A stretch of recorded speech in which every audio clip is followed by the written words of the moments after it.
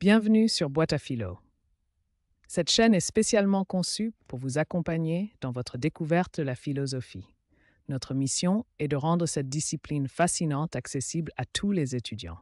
L'absurde, selon Albert Camus, représente l'un des concepts les plus profonds de la philosophie existentielle moderne. Pour comprendre cette notion fondamentale, nous devons explorer la confrontation qui se joue au cœur de l'expérience humaine. L'absurde naît d'une confrontation fondamentale. D'un côté, nous avons le désir humain profond de comprendre, de donner du sens à notre existence. De l'autre côté, nous trouvons le silence irrationnel du monde qui ne répond pas à nos questions. Cette tension crée ce que Camus appelle une fracture existentielle. L'être humain se retrouve face à un univers qui reste indifférent à ses questionnements les plus profonds. Cette prise de conscience peut être déstabilisante. Pour Camus, cette prise de conscience de l'absurde n'est pas une fin en soi, mais plutôt le point de départ essentiel de toute philosophie authentique. C'est à partir de cette reconnaissance que nous pouvons commencer à construire une existence authentique. Une confusion fréquente existe entre l'absurde camusien et le nihilisme. Pourtant, ces deux philosophies sont fondamentalement différentes dans leur approche de l'existence. Le nihilisme affirme que rien n'a de sens et conduit souvent à l'inaction totale ou à la destruction. C'est une philosophie du vide absolu qui rejette toute valeur. L'absurde camusien, au contraire, maintient la valeur de l'action. Il reconnaît l'absence de sens ultime et affirme que la vie mérite d'être vécue pleinement.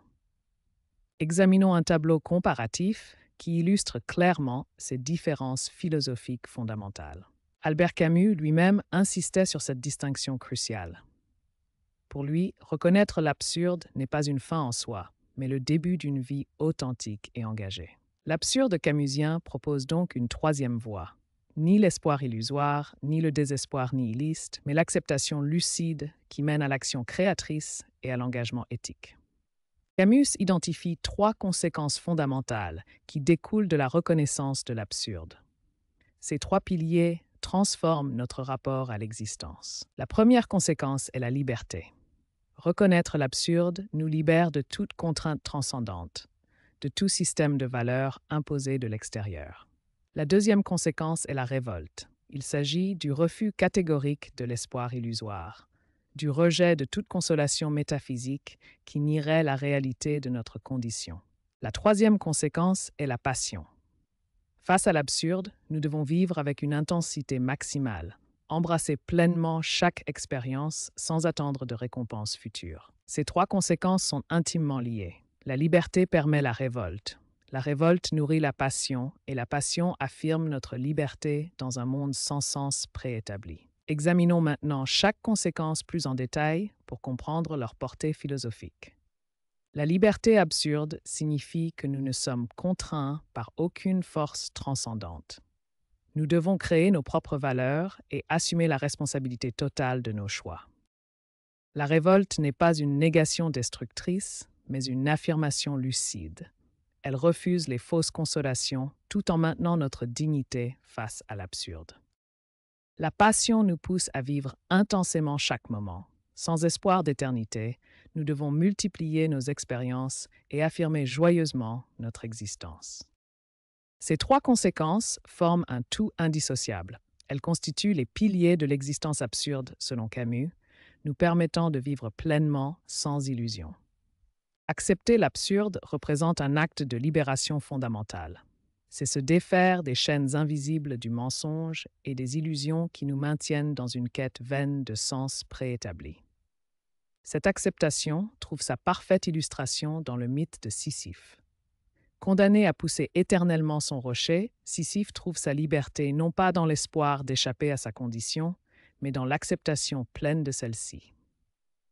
Si la vie n'a pas de sens préétabli, alors tout devient possible. L'individu n'est plus contraint par des vérités absolues ou des destins tracés d'avance. Il devient l'auteur véritable de sa propre existence. Mais cette liberté absolue s'accompagne d'une responsabilité totale. Chaque choix, chaque action prend un poids considérable car il n'y a plus d'autorité extérieure pour les justifier ou les condamner. La révolte, selon Camus, n'est pas un acte de violence ou de destruction. C'est au contraire une affirmation passionnée de la vie, une intensité de vivre qui refuse les illusions, mais embrasse pleinement l'existence. Cette révolte se manifeste comme un oui radical à la vie.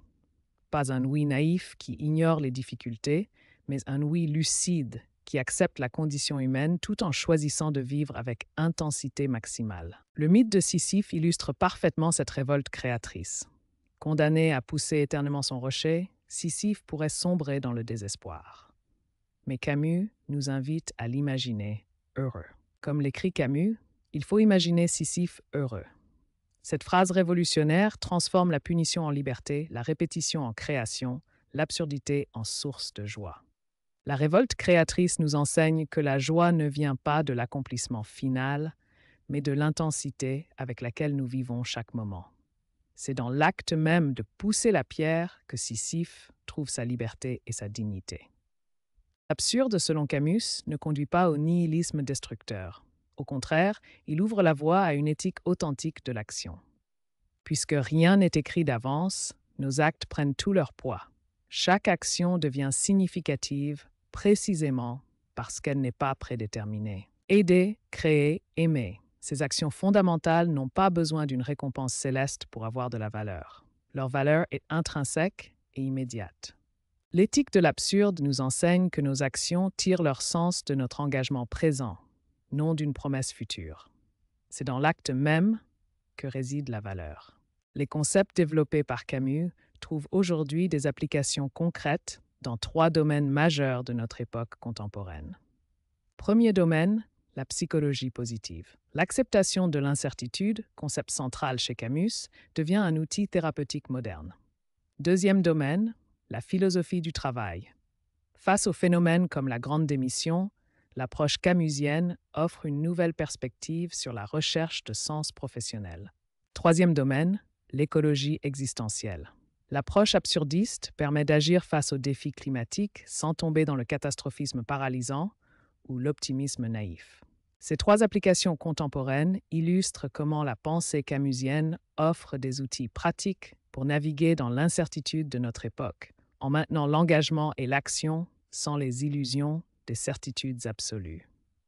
Dans notre époque moderne, marquée par l'effondrement des certitudes traditionnelles, l'absurdisme de Camus offre une ressource philosophique précieuse pour naviguer dans l'incertitude croissante. Notre époque se caractérise par des crises imprévisibles, comme la pandémie, des incertitudes croissantes sur l'avenir, l'effondrement des structures traditionnelles de sens et une disruption technologique constante. Face à ces défis, 3 réponses philosophiques principales émergent. Le nihilisme qui nie tout sens, le fanatisme qui impose des certitudes absolues et l'absurdisme qui offre une voie médiane constructive.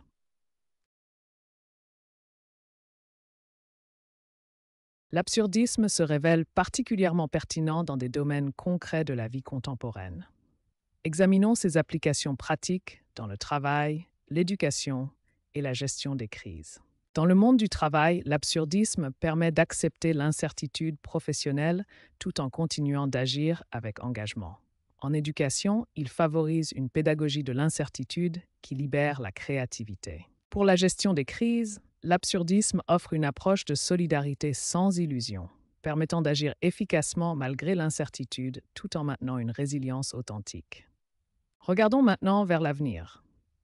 Les projections suggèrent que l'absurdisme pourrait devenir un courant philosophique majeur pour les décennies à venir. Les recherches contemporaines montrent que l'absurdisme offre une alternative constructive particulièrement adaptée à notre époque d'incertitude croissante. Il devient un outil de navigation dans l'incertitude, une base pour une éthique de l'action sans garantie et une ressource précieuse pour développer une résilience collective authentique. Ainsi, l'absurdisme de Camus ne se contente pas d'être une philosophie du passé, mais devient une ressource vivante pour affronter les défis contemporains avec lucidité et engagement. J'espère que cette exploration philosophique vous a apporté de nouvelles perspectives et vous a enrichi intellectuellement. Si vous avez aimé cette vidéo, n'hésitez pas à cliquer sur le bouton j'aime, à vous abonner à la chaîne et à partager cette vidéo avec vos amis qui s'intéressent à la philosophie. N'oubliez pas d'activer la cloche de notification pour être informé dès qu'une nouvelle vidéo philosophique est publiée. Votre soutien est précieux et m'encourage vraiment à continuer à créer du contenu de qualité. La philosophie nous unit dans notre quête de compréhension du monde et de nous-mêmes. Ensemble, continuons à explorer les grandes questions de l'existence et à développer notre pensée critique. Merci encore et à bientôt pour de nouvelles aventures philosophiques.